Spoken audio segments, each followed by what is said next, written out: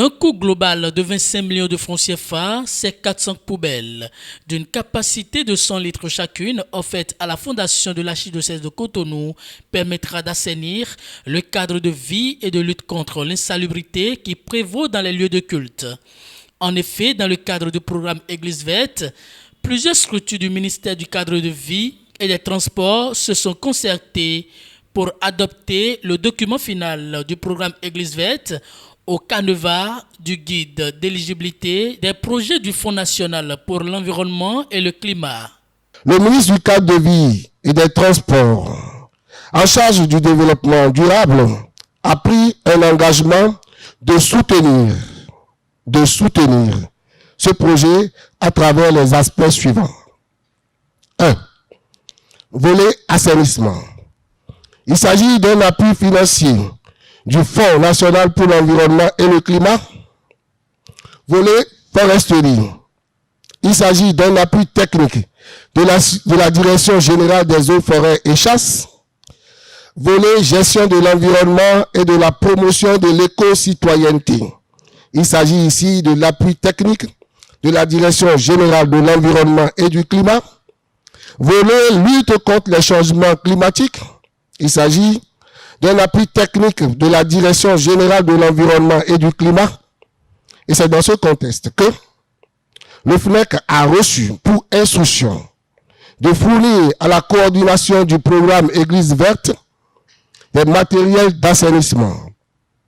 En exécution de cette directive, le FNEC a acquis 400 poubelles pour l'année 2024.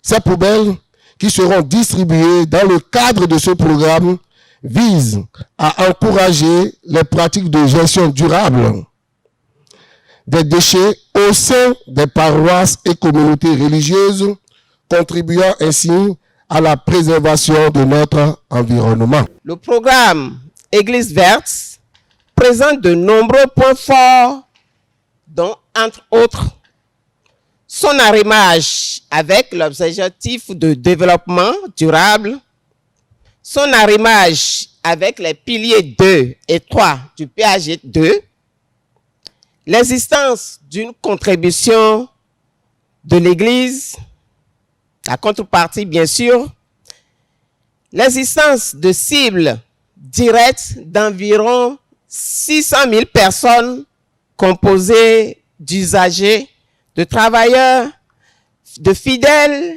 élèves et étudiants des structures cibles. La remise de ces 400 poubelles n'est pas un simple geste symbolique. Elle s'inscrit dans une démarche concrète, pragmatique et durable pour répondre à l'un des défis environnementaux les plus pressants de notre époque, la gestion des déchets. Au nom donc de son Excellence, Monseigneur Roger Rombedi, archevêque de Cotonou, et de tous les fidèles de l'Église de Dieu qui est à Cotonou, je voudrais adresser mes sincères remerciements au ministère du cadre de vie et des transports en charge du développement durable pour les efforts qu'il n'a cessé de ménager au travers de tous ses partenaires, de tous ses collaborateurs, de toutes ses équipes depuis le lancement du dit programme en vue de l'atteinte de ses objectifs. Le thème donc de mon intervention, c'est les modes alternatifs de règlement des litiges constituent-ils une véritable alternative au recours judiciaire dans l'espace OHADA en général et dans notre pays en particulier.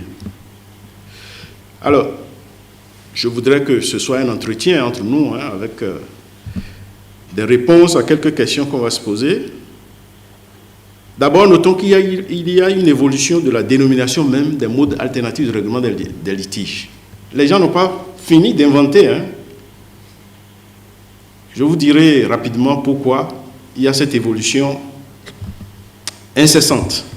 Alors, mode alternatif de règlement des litiges, mode alternatif de règlement des conflits, mode alternatif de règlement des différends, tout cela se dit. Donc vous ne devez pas être surpris si vous voyez Marl, Marc, Marthe, c'est pour dire la même chose. Ne soyez pas du tout surpris. Mais on en est déjà arrivé à ce qu'on appelle en Amérique du Nord les modes amiables de prévention et de règlement des différends.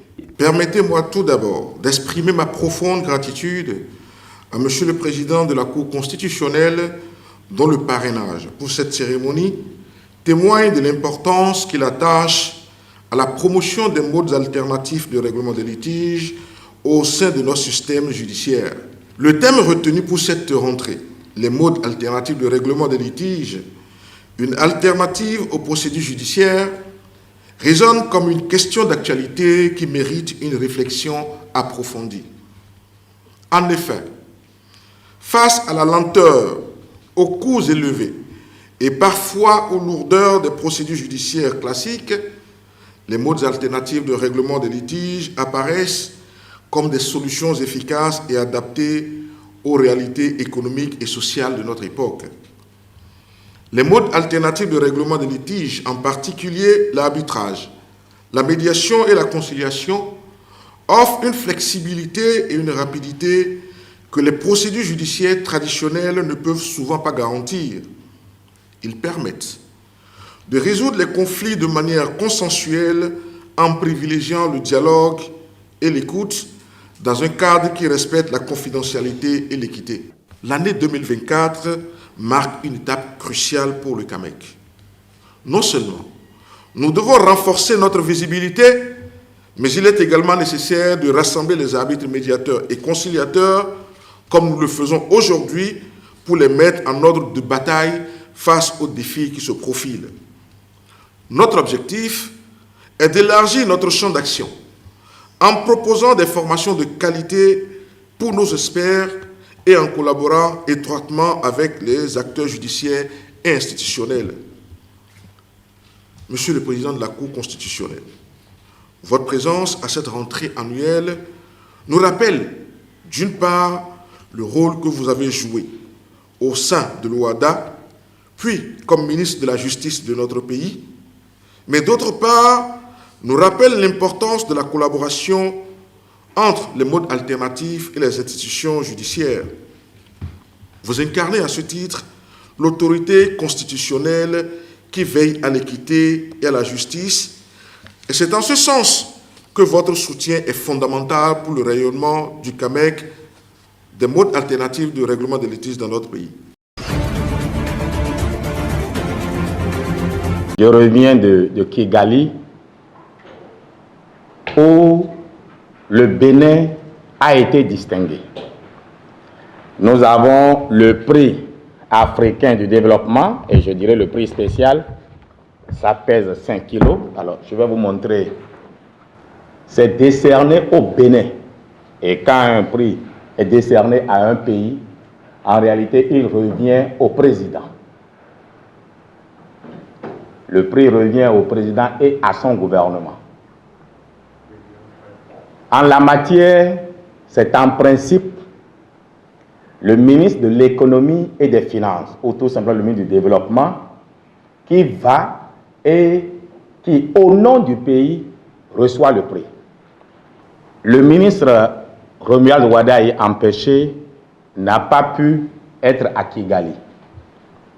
Le ministre Abdoulaye Biotchane, concerné par le développement, non plus n'a pas pu être à Kigali. Je dois avouer que c'est moi qui ai introduit, au fait, le Bénin à distinction. On était en concurrence avec un certain nombre de pays.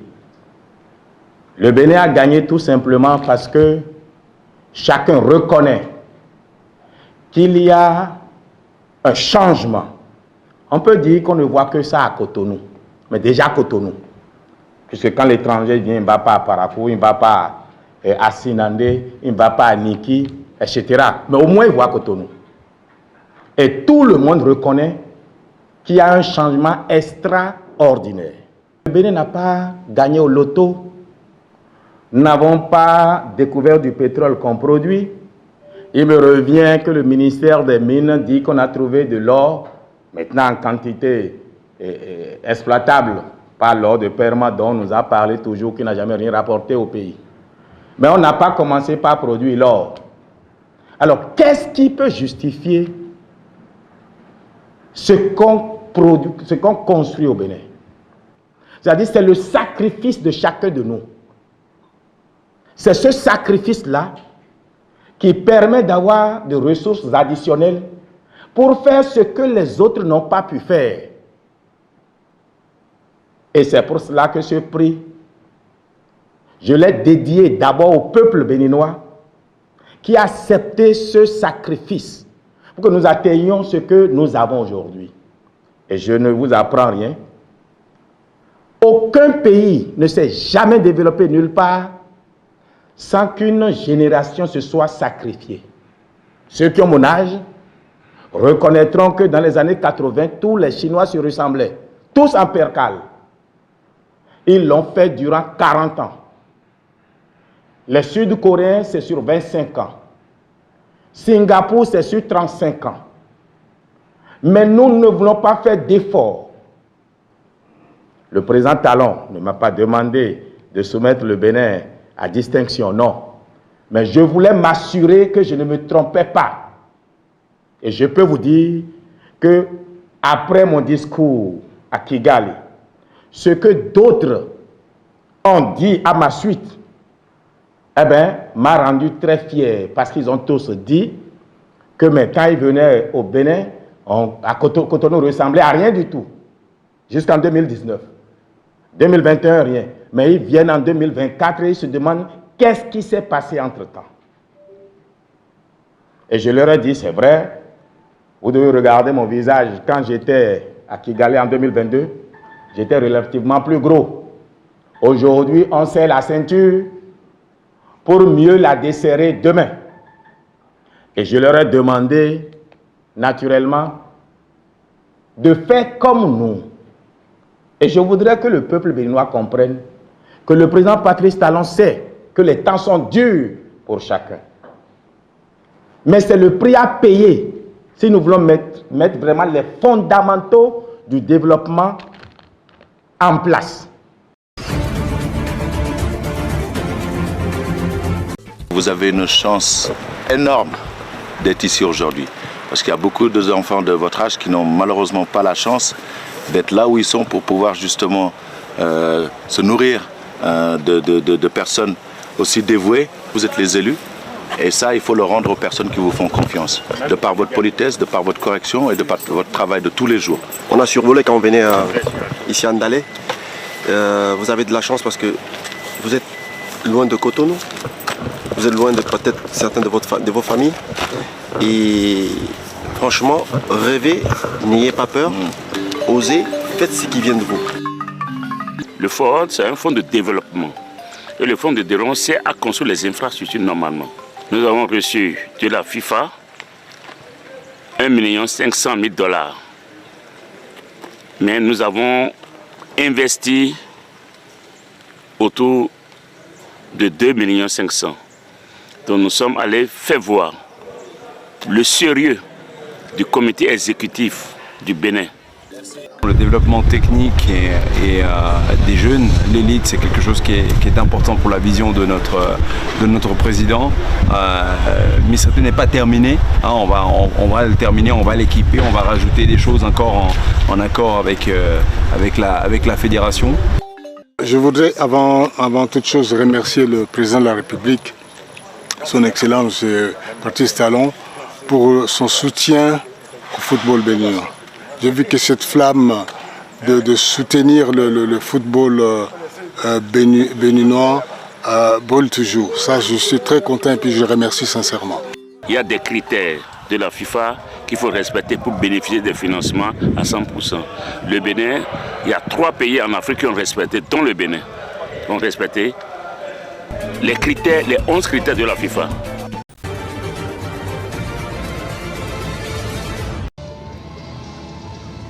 Le président camerounais Paul Biya est de retour à Yaoundé. Âgé de 91 ans, le dirigeant est rentré ce lundi après une absence de 42 jours qui avait soulevé des questions sur son état de santé. Paul Biya a été accueilli sur le tarmac par son secrétaire général Ferdinand Goengo, avec qui il a discuté brièvement avant de monter dans sa voiture pour rejoindre le palais présidentiel. Des militants étaient rassemblés tout au long du trajet, selon la télévision locale, qui a diffusé une émission spéciale sur le retour du chef de l'État, rappelant que Paul Biya n'était plus apparu en public depuis son départ de Pékin début septembre. L'absence prolongée de M. Biya a alimenté les spéculations sur son état de santé. Le Cameroun a ensuite interdit toute discussion sur l'état de santé du président, estimant qu'il s'agissait d'une question de sécurité nationale. Paul Biya n'a pas participé à la dernière Assemblée générale des Nations unies à New York, ni au dernier sommet de la francophonie à Paris.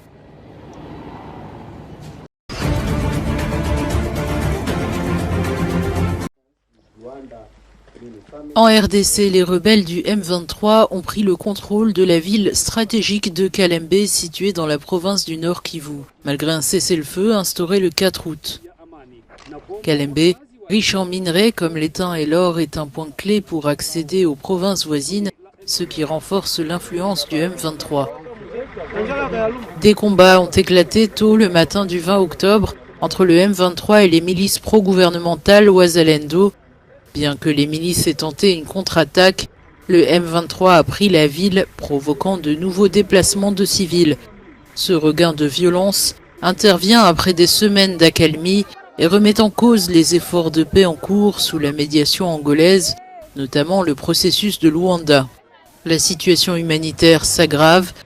Environ 940 000 personnes ont été déplacées cette année en RDC, ce qui porte le nombre total de personnes déplacées à plus de 6,4 millions, a déclaré récemment Volker Turk, le haut-commissaire des Nations Unies aux droits de l'homme.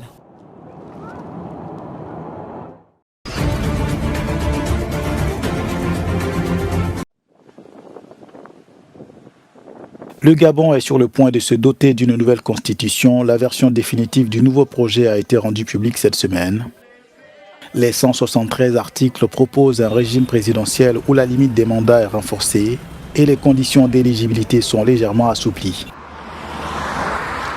Désormais, un seul parent gabonais, lui-même né gabonais, est nécessaire à tout candidat à la présidence, contre les 2 parents dans la version précédente. Dans ce nouveau texte, le conjoint et les enfants du président de la République ne peuvent se porter candidats à sa succession. Le régime présidentiel gabonais inclut également 2 vice-présidents aux côtés du chef de l'État, détenteur du pouvoir exécutif, et il peut dissoudre l'Assemblée. Les parlementaires ont le pouvoir de mettre le président en accusation devant la Haute Cour de justice pour violation de son serment ou pour haute trahison. Les Gabonais s'exprimeront le 16 novembre prochain lors d'un référendum en vue d'adopter ou non cette nouvelle constitution qui tourne définitivement la page de la dynastie Bongo.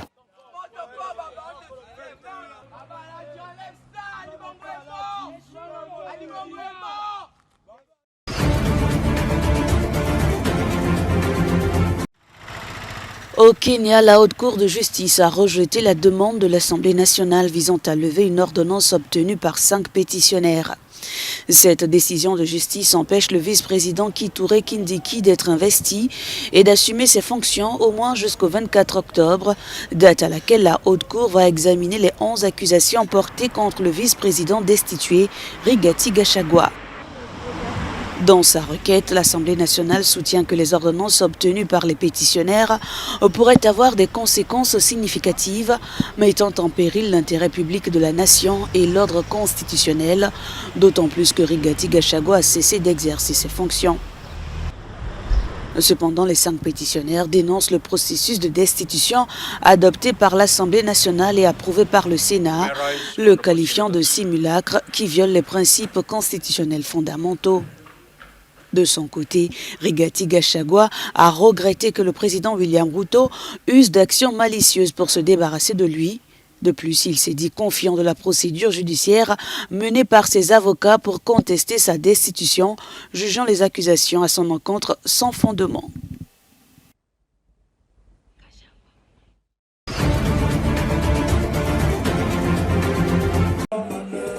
Succès Masra, président du premier parti d'opposition au Tchad, a annoncé son refus de participer aux élections législatives et communales prévues le 29 décembre prochain. Il s'est exprimé lors d'une cérémonie de commémoration du 20 octobre 2022, date à laquelle au moins 300 personnes protestant contre le maintien de la junte militaire légitimant le président Mahamat Idriss Déby avaient été tuées par balle par les forces de l'ordre, selon des ONG nationales. La décision de Succès Masra intervient 2 jours après l'annonce du maintien des élections au Tchad. Pour le leader des transformateurs, participer au scrutin de décembre reviendrait à cautionner un résultat qui est déjà enregistré dans les ordinateurs du camp du président Mahamat Idriss Déby. Le groupe de concertation des acteurs politiques avait déjà fait part fin septembre de sa volonté de boycotter le scrutin, dénonçant un climat délétère de dictature et de terreur et les risques de fraude électorale.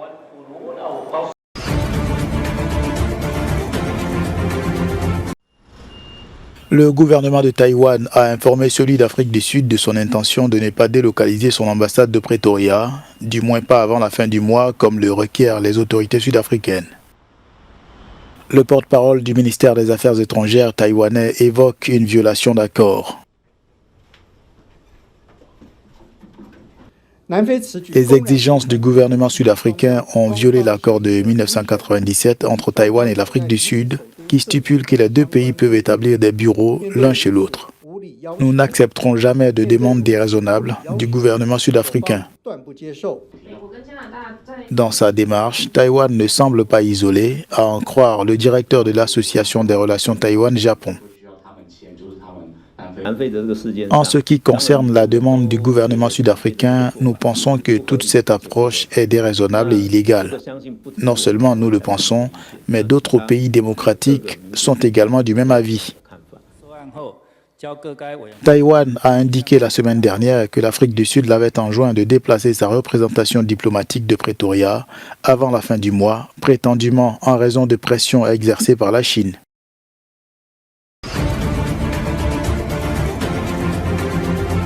À l'ouverture de la COP16 sur la biodiversité dans la ville de Cali lundi, les peuples indigènes de l'Amazonie colombienne ont manifesté pour plus de financement afin de protéger leur territoire. Cette conférence axée sur la protection des écosystèmes et des territoires indigènes réunit des délégations de 196 pays et se tiendra jusqu'au 1er novembre prochain.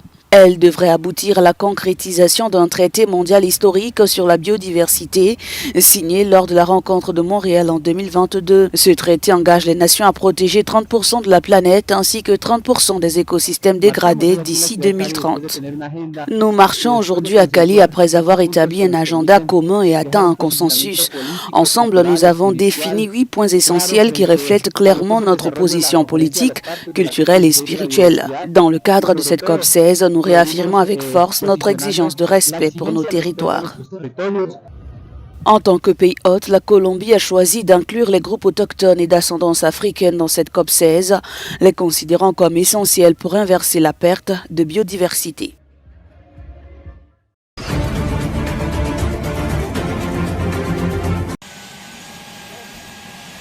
Le président français Emmanuel Macron se rendra au Maroc du 28 au 30 octobre après 3 ans de tensions diplomatiques entre Paris et Rabat. Cette visite d'État fait suite à une invitation du roi Mohamed VI.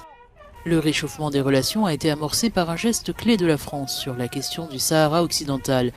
Le 30 juillet 2024, Paris a soutenu le plan marocain d'autonomie pour cette région, considérant ce projet comme la seule base pour résoudre un conflit qui dure depuis près de 50 ans. Les relations franco-marocaines avaient été affectées par plusieurs épisodes, notamment la réduction de moitié des visas octroyés aux Marocains en 2021. Paris avait fait marche arrière sur cette question 1 an plus tard. Les tensions ont également été alimentées par des accusations selon lesquelles les téléphones d'Emmanuel Macron et de ministres français avaient été espionnés en 2019 via le logiciel israélien Pegasus utilisé par le Maroc, ce que Rabat a nié. Cette visite ouvre des perspectives de renouveau économique et commercial pour les entreprises françaises qui avaient adopté une position plus prudente ces dernières années en raison des différents litiges diplomatiques.